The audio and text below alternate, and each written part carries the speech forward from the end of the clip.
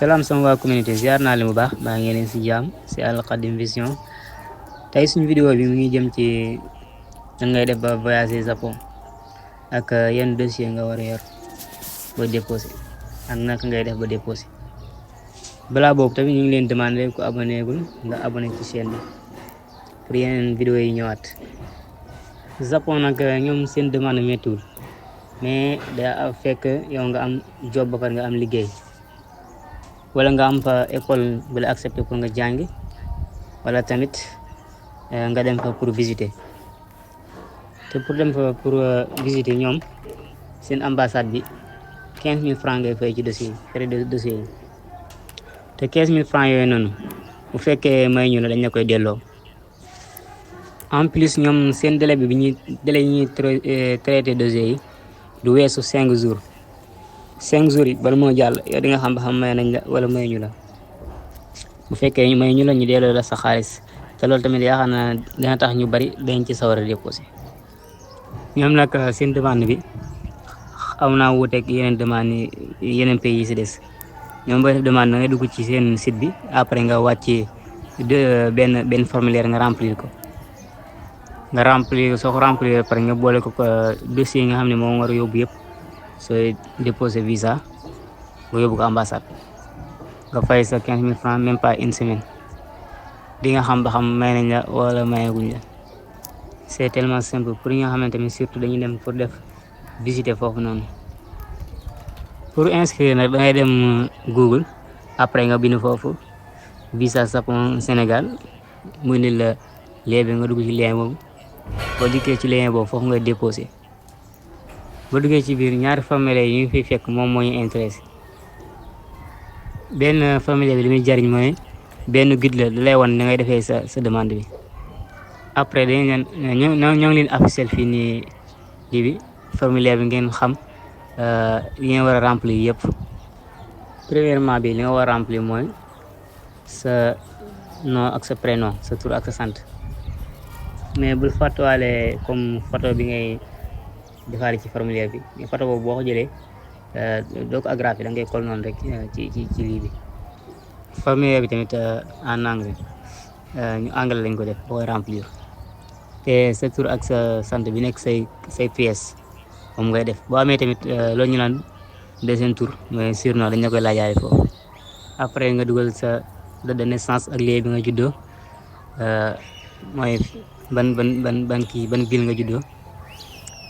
après tamit dina laaj ba xam marié nga wala célibataire nga. bu dee célibataire single ngay def ndax formulaire bi tamit bu leen fàtte ne anglais la. boo leen déggul anglais ngeen xool ku leen ko traduire wala ku leen ci jàppale rek. après tamit nga ñëw ci sa information passeport. information passeport tamit daan laaj ban genre information nga am ban genre passeport nga am. passeport diplomatique wala ordinaire wala officiel bi.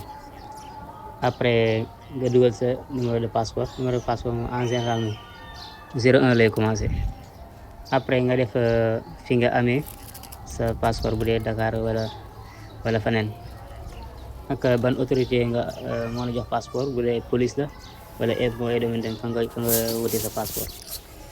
ak tamit ban xeetu visa nga bëgg mooy ban motif moo la yóbbu Japon pour dem jàngi la pour dem liggéey wala pour visiter wala pour dem comme ça yaa xam daal lan moo la tax a jóg pour dem Japon.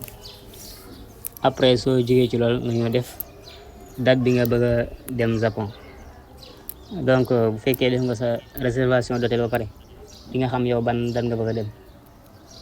ak ba tey comme aéroport bi nga bëgg a wàcc soo àggee Japon comme par exemple nga def Tokyo.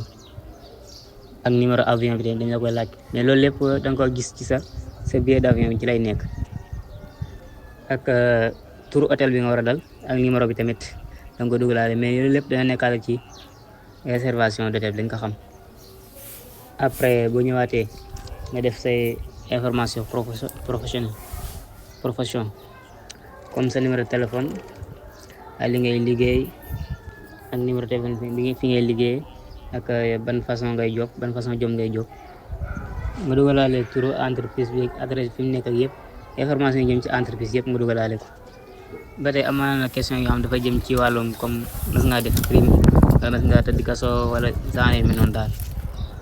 Bu fekkee mas nga cee def benn loo xam ne mas na laa dugal kaso après da nga koy mentionné def yes après nga ñëw expliqué ko foofu lan nga defoon. Bu fekkee mosoo def dara moom noonu la te lu jot tamit ngay dugg di expliqué du ñëw sax da ngay def noonu rek jàll. après nga ñëwaat def date bi nga doon defee déposement bi supposons tey mu nekk le 25 ci 11e mois 2024. après nga ñëw signé ci suuf soo paree nga wàccee formulaire bi enregistré ko moom ngay boole ak dossier yi nga war a yóbbu moom nga jël boole ko ak sa 15 000 francs yóbbu ko ci ambassade bi pour déposer. dossier yi ngay def booy déposer visa presque daanaka yëpp defoon nañ ko ko bëgg a seetaan rek bu duggee xoolee ci vidéo yi dañ ko gis wasalaam.